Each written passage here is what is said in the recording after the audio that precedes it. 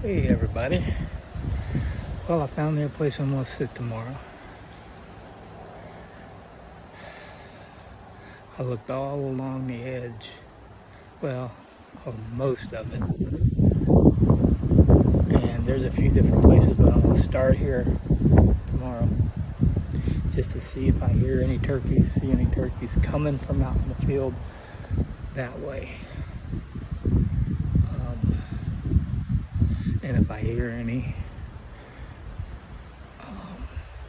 depending on where I hear them, if I hear them from that way, then I will. There's places I can set up further up there, and they could. I don't know. All I can do is keep trying different places and see if I see them or hear them. But chances some thunder, or actually there's supposed to be some thunderstorms, but also a chance of tornadoes around here. So I just got to get back to the house so I don't get a tree fell on my head. And there's a lot of them. This used to be, there was a trail right from the corner there of the barn that went out through this field. And now there's so many blowdowns that it's all fucked up. Excuse my language. But anyway, just letting you know I did find a place to set up. I did get out. Still ain't up high yet, and there ain't many trees.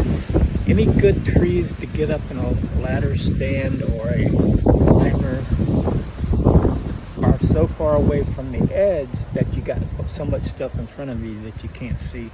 But somehow I'm gonna keep. I might just have to do a bunch of trimming, and it don't matter. I mean, it's where I would be trimming is my landlord's property, and he don't care if I set up, get up, cut down a few limbs here and there. So we'll keep trying, and this is even going to be good for deer too, because I'm pretty sure. I mean, I see there's many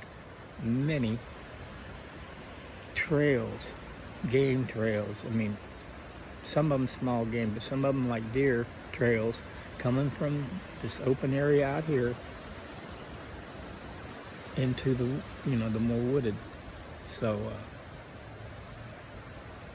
I might end up finding a place by accident that'd be good to set up for deer season.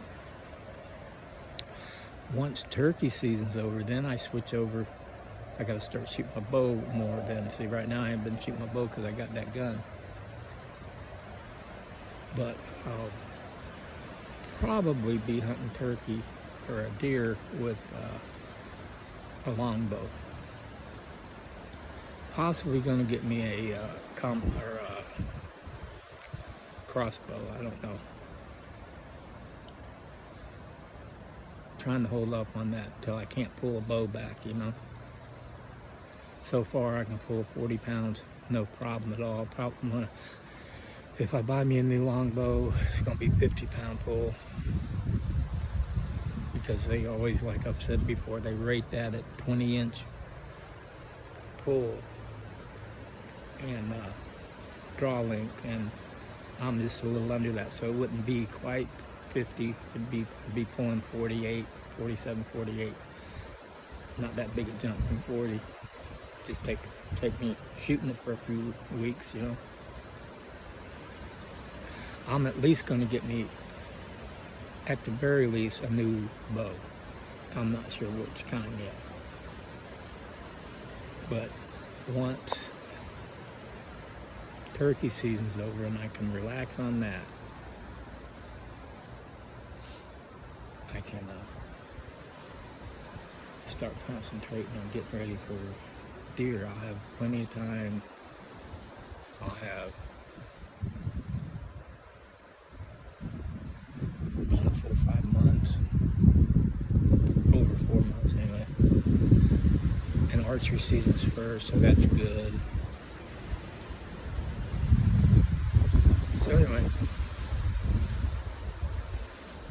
fell asleep in the chair sitting there after I ate. What did I eat?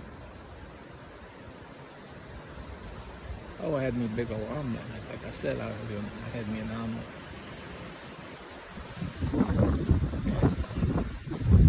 And me and Bella went for a walk, and I had me an omelet. I sat down there for a few minutes. Oh, put a little clothes in, then dried. And we're sitting there looking at TV, looking at YouTube videos about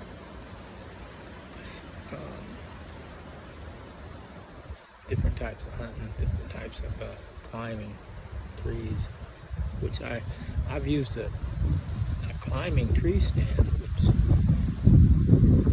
back when I was doing that, back in the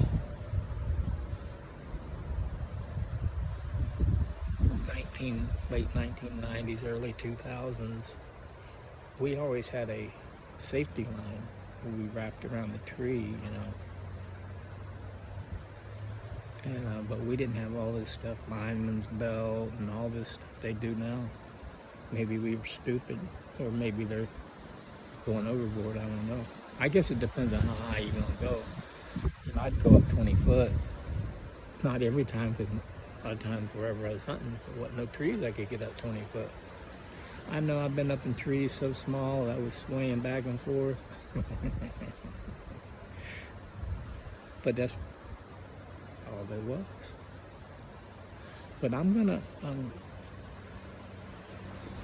concentrate more on ground hunting, ground blinds, and maybe get a pop-up blind. I don't know. Maybe not a pop-up blind, but one that has sides to it, so you're kind of covered with the back. But on a windy day like this, it wouldn't be too good, would it? But I like building blinds out of the natural stuff laying around, limbs and all. So that'll always be part of my arsenal. It's nice out here. Cool, that breeze. I think it said tomorrow night we can get down in the 40s at night. That's going to feel pretty good after all this 90-degree weather. Where a few weeks ago it was cold. That's why I lived up in upstate New York for a while, and I was so surprised and shocked. What's sneaking up on me? Something sneaking up on me sounds like. I guess it's just the wind.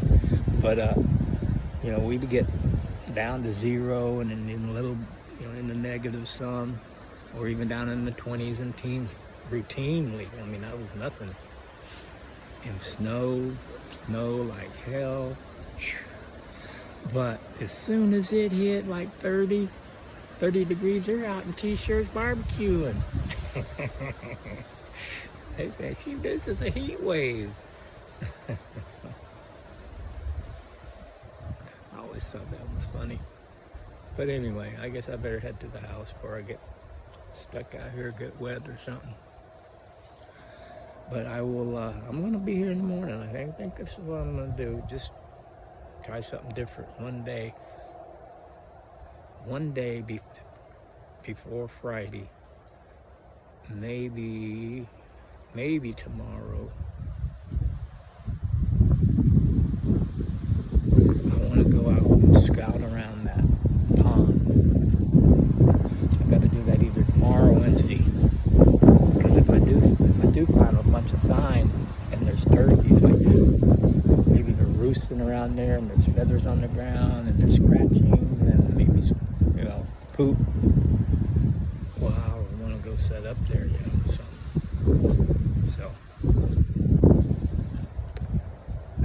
Friday is supposed to be, let's see, Sunday is the best day, but Friday is good. Saturday is supposed to be, Friday's good, Saturday's great, Sunday's excellent, and then Monday and Tuesday next week it goes down to just good. A lot of days aren't marked at all, so that's like normal or something, But when they start marking them with colors, it's this calendar I'm looking at.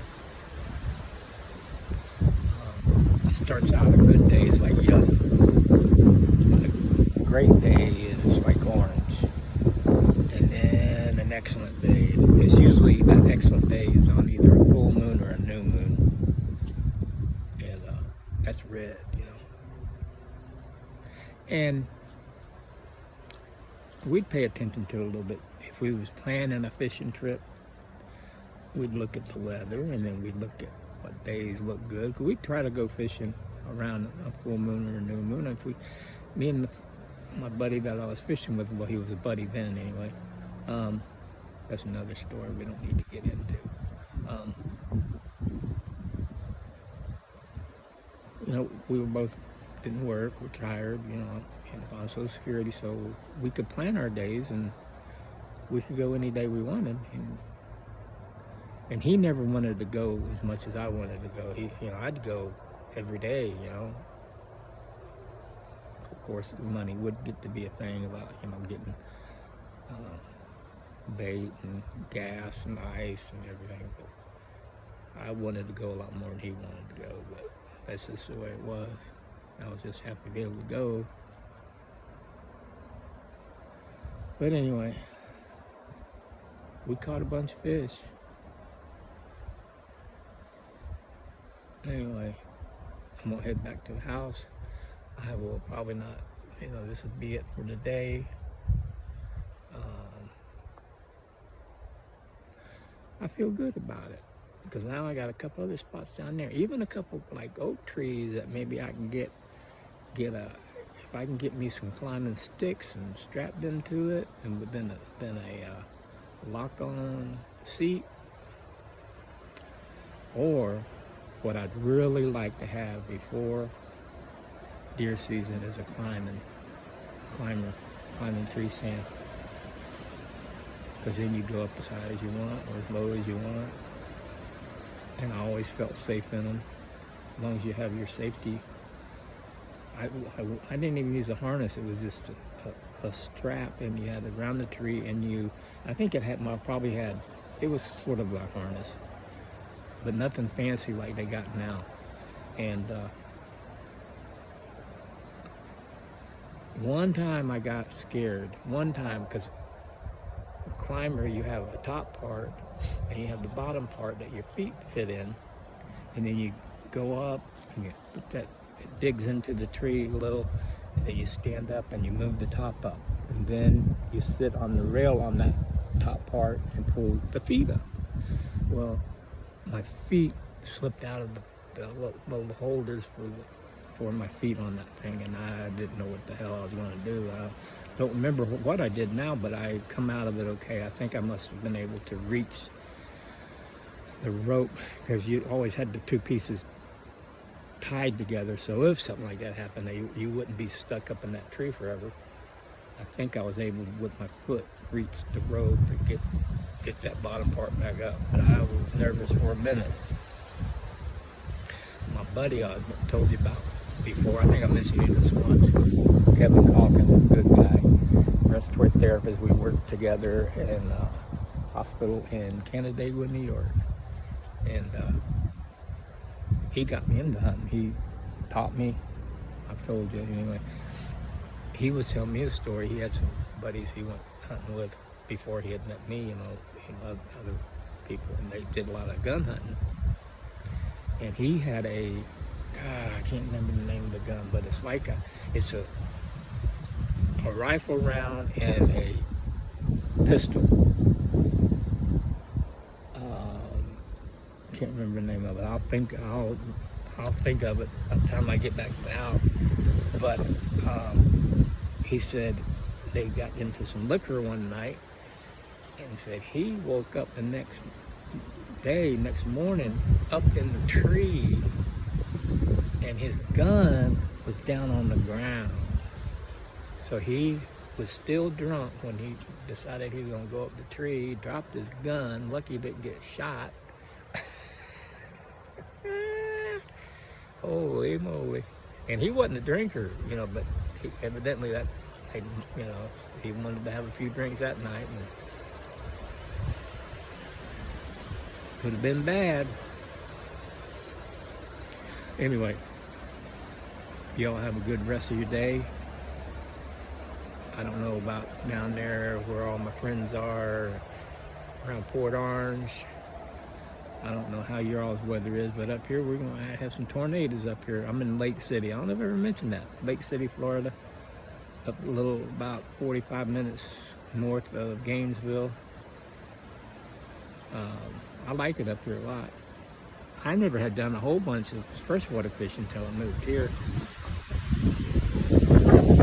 And because there was saltwater in around there, Port Orange, we did a lot of saltwater fishing. Me and my brother catch a heck out of flounder on that flatfish by Ant Catfish. Shoot, we tore them up. Anyway, that's another story. Anyway, God bless y'all. Have a good night, and I'll talk to you later.